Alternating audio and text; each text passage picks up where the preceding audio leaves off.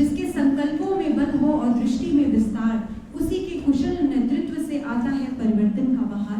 स्वयं को तपाकर जो कुंदन बनाते हैं, वही शिखर पर राष्ट्र का परचम फहराते हैं। मैं माननीय कुलपति महोदय से अनुरोध करूंगी कि वो अध्यक्ष।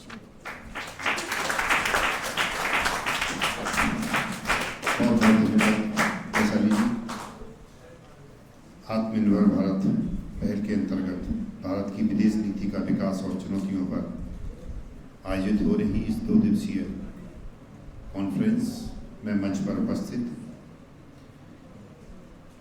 प्रोफेसर रजनीकांत पांडे जी, पूर्व कुलपति सिद्धार्थनगर विश्वविद्यालय, प्रोफेसर श्री प्रकाश मणि त्रिपाठी जी, पूर्व कुलपति अमरकंटक, प्रोफेसर बी.के. सारस्वत जी, कुलपति पंडित सुंदरलाल शर्मा, ओपन यूनिवर्सिटी बिलासपुर छत्तीसगढ़ विश्वविद्यालय के कुल सचिव,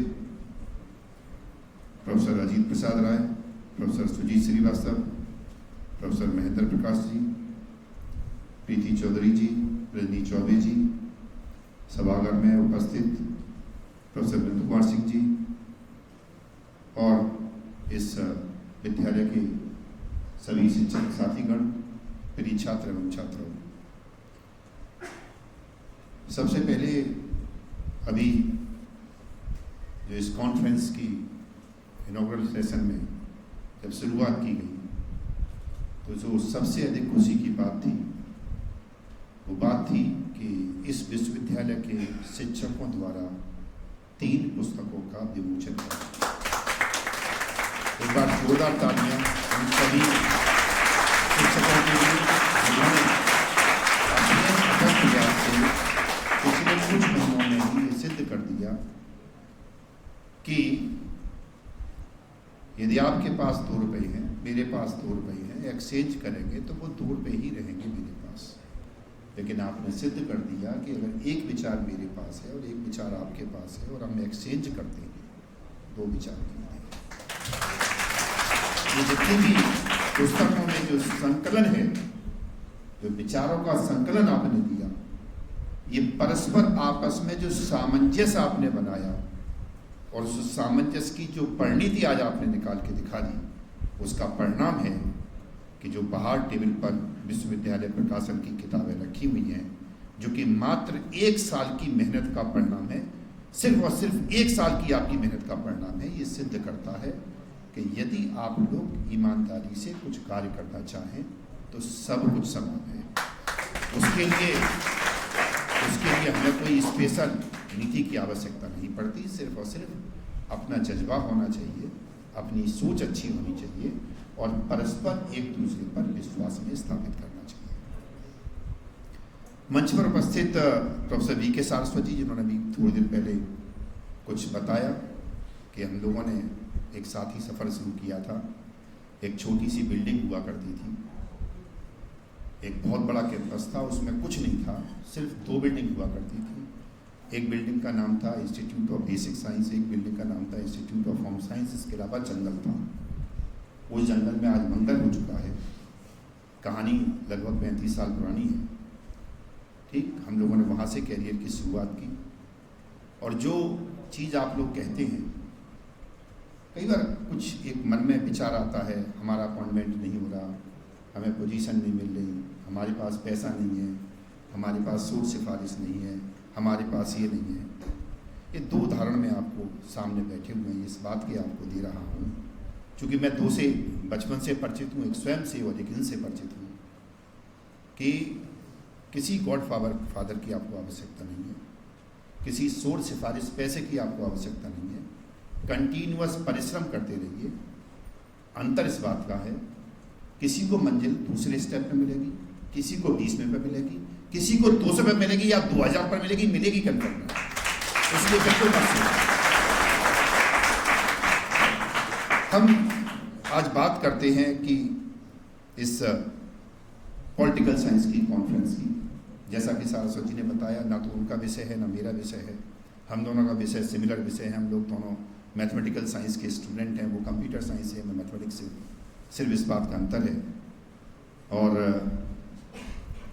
दोनों एक ही इंस्टीट्यूट के एलुमनाई भी हैं। लेकिन फिर भी कुछ चीज़ है जो पॉलिटिकल साइंस को लेकर के मैं कहना चाहता हूँ। एक व्यक्ति ने भी कुछ दिन पहले मेरे से प्रश्न पूछा कि भारत क्या कर रहा है,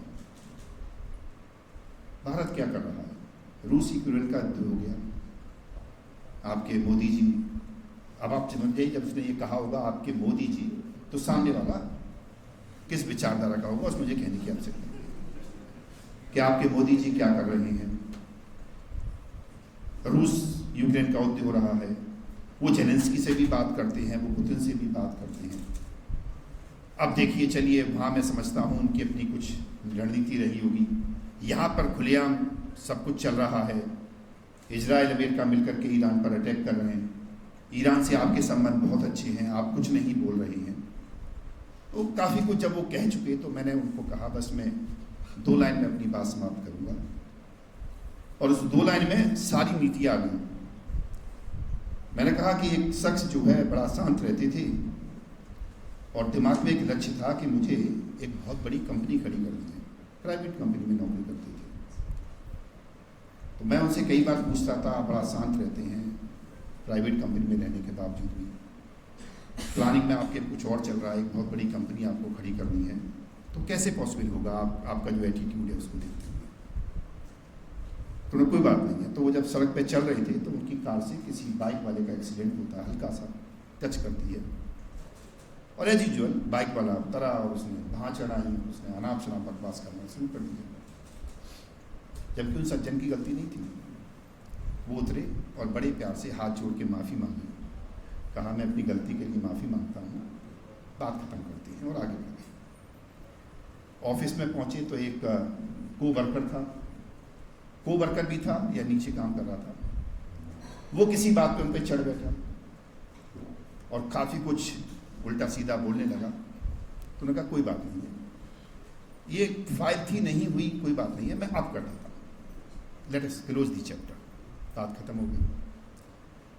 थोड़ी देर बाद शाम को उनके बॉस ने किसी बात आई तो उस पर वो बॉस उनका चढ़ बैठा, उन्होंने फिर वही जवाब दिया, कोई बात नहीं सर, कोई बात नहीं, मैं देखता हूँ, करता हूँ।